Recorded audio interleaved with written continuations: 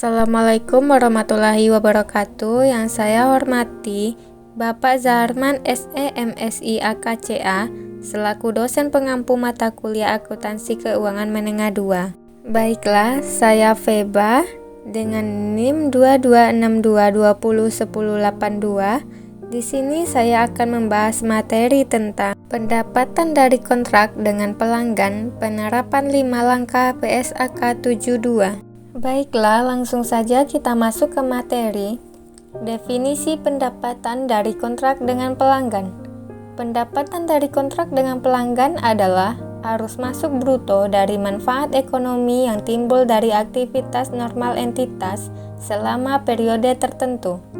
Dan arus masuk tersebut mengakibatkan kenaikan ekuitas yang tidak berasal dari kontribusi pemegang saham. Menurut PSAK 72, pelanggan adalah pihak yang memiliki kontrak dengan entitas untuk memperoleh barang atau jasa yang merupakan output dari aktivitas entitas normal untuk dipertukarkan dengan ketidakseimbangan. Model 5 langkah dalam pengakuan pendapatan. 1. Identifikasi kontrak dengan pelanggan. Suatu kontrak diakui ketika ada kesepakatan yang disepakati oleh kedua belah pihak dan komitmen untuk melaksanakan kewajiban masing-masing. 2. Identifikasi kewajiban pelaksanaan. Kewajiban pelaksanaan adalah janji dalam kontrak untuk menyediakan barang atau jasa yang unik kepada pelanggan, atau kewajiban untuk menyelesaikan pekerjaan dalam proses. 3. Menentukan harga transaksi. Harga transaksi adalah total kompensasi yang diharapkan entitas terima dari pelanggan, termasuk diskon, insentif, dan kemungkinan retur. 4. Mengalokasikan harga transaksi ke kewajiban pelaksanaan. Jika ada beberapa kewajiban pelaksanaan, harga transaksi dialokasikan secara proporsional berdasarkan nilai relatif dari setiap kewajiban.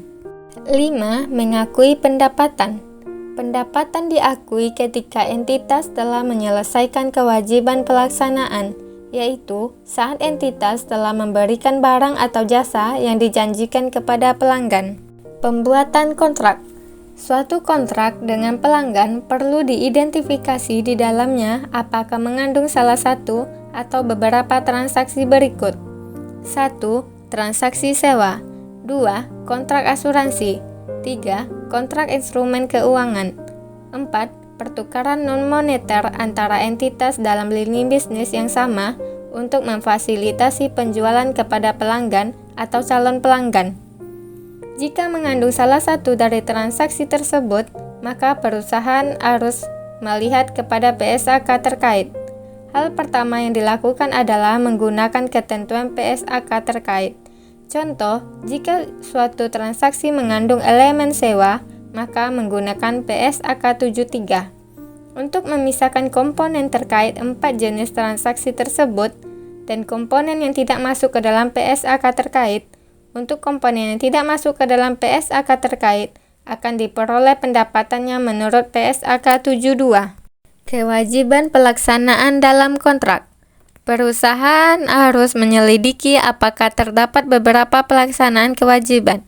Jika terdapat barang atau jasa yang bersifat dapat dibedakan jika dua kriteria berikut terpenuhi.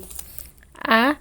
Pelanggan memperoleh manfaat dari barang atau jasa, baik barang atau jasa itu sendiri atau bersama dengan sumber daya lain yang siap tersedia kepada pelanggan, yaitu barang atau jasa yang sifatnya dapat dibedakan. B. Janji esensi untuk mengalihkan barang atau jasa kepada pelanggan dapat diidentifikasi secara terpisah dari janji lain dalam kontrak, yaitu janji untuk mengalihkan barang atau jasa yang bersifat dapat dibedakan dalam konteks kontrak tersebut. Pengakuan pendapatan. Pada tahapan ini, PSAK 72 memberikan panduan pengakuan pendapatan kewajiban pelaksanaan yang telah diidentifikasi, yaitu wajib dilakukan sepanjang waktu jika salah satu hal berikut terpenuhi. A. Pelanggan secara simultan menerima dan mengonsumsi manfaat yang disediakan oleh entitas operasional saat entitas melaksanakan kewajiban pelaksanaannya tersebut. B. Entitas kinerja menciptakan atau meningkatkan aset Sebagai contoh, pekerjaan dalam proses yang mengendalikan pelanggan selama aset tersebut diciptakan atau ditingkatkan. C. Entitas kinerja tidak menciptakan suatu aset dengan penggunaan alternatif bagi entitas. Lihat, dan entitas memiliki hak atas pembayaran yang dapat dipaksakan atas kinerja yang telah diselesaikan sampai saat ini. Perhitungan atas pendapatan. Perhitungan pendapatan sepanjang waktu akan bergantung pada pengukuran kemajuan pelaksanaan kewajiban, yaitu menggunakan metode output atau input. 1. Metode output. Metode output mengakui pendapatan berdasarkan pengukuran langsung atas nilai barang atau jasa yang ditransfer ke pelanggan, sampai saat ini secara relatif terhadap sisa barang atau jasa yang menjanjikan dalam kontrak. 2. Metode input. Metode input menurut PSAK 72 yaitu mengakui pendapatan berdasarkan usaha atau input entitas atas penyelesaian kewajiban pelaksanaan. Sebagai contoh, sumber daya yang dikonsumsi, jam tenaga kerja yang dibebankan, biaya yang terjadi, waktu yang berlalu atau jam mesin yang digunakan. Secara relatif, terhadap total input yang diharapkan untuk menyelesaikan kewajiban pelaksanaan tersebut. Jika usaha atau entitas masukan dibebankan merata sepanjang periode kinerja, mungkin sesuai bagi entitas untuk mengakui pendapatan dengan dasar garis lurus. Alokasi harga transaksi untuk kewajiban pelaksanaan dalam kontrak. PSAK 72 mensyaratkan alokasi harga transaksi pada setiap kewajiban pelaksanaan atau performance obligation dengan mempertimbangkan beberapa faktor seperti 1. Harga jual berdiri sendiri. Ini adalah harga yang akan dibayarkan jika kewajiban pelaksanaan tersebut dijual terpisah. PSAK 72 mensyaratkan bahwa alokasi harga transaksi dilakukan berdasarkan harga jual berdiri sendiri masing-masing kewajiban. 2. Alokasi diskon. Jika harga total transaksi atau price lebih rendah dari jumlah harga jual berdiri sendiri atau total stand-alone selling price dari semua kewajiban pelaksanaan, maka diskon tersebut dialokasikan secara proporsional ke setiap kewajiban pelaksanaan. 3. Alokasi ketidakseimbangan variabel. Jika ada komponen harga transaksi yang bersifat variabel, misalnya insentif, bonus, atau penalti, maka komponen ini juga harus dialokasikan secara proporsional ke setiap kewajiban pelaksanaan.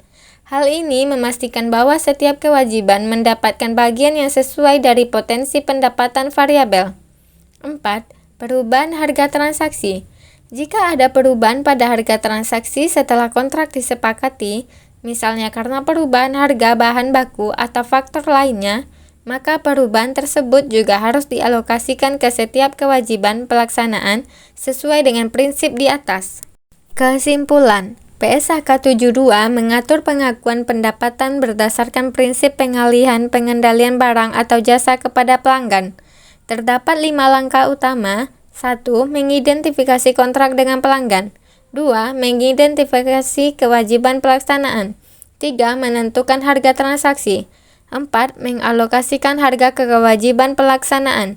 Dan 5. Mengakui pendapatan saat kewajiban dipenuhi. Dengan langkah-langkah ini, pengakuan pendapatan menjadi lebih akurat, konsisten, dan mencerminkan realitas ekonomi kontrak. Terima kasih sudah menonton video ini. Semoga informasi yang saya sampaikan bermanfaat bagi kita semua. Wassalamualaikum warahmatullahi wabarakatuh.